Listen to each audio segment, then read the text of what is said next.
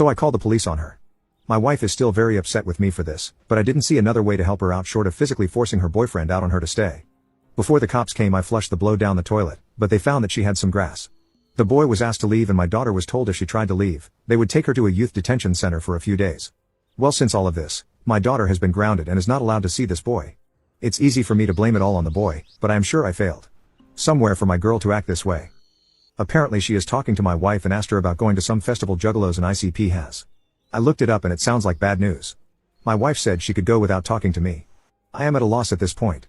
While I want my daughter to experience life, she seems to be headed down a dangerous road and my wife is enabling it. I did talk to my wife about it, and all she can say is that this is our way of making up for calling the cops on her.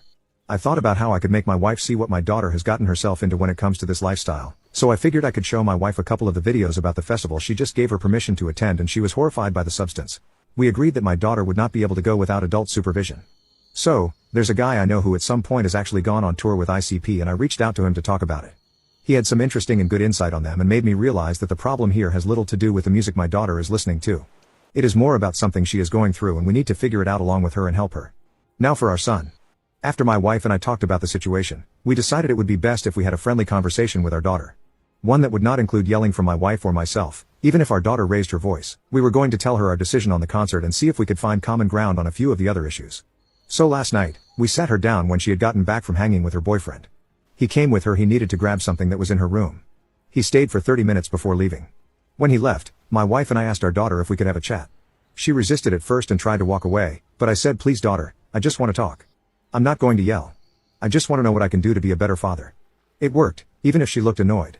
Before I got into the substance use or ICP and face paint stuff, I asked her if she needed to talk to someone. She kind of just sat there. My wife asked her the same thing, with different phrasing so to see if she could get her to open up. At this point she started to tear up and I could tell she wanted to say something. I shut my mouth though, and continued to let my wife work on her opening up.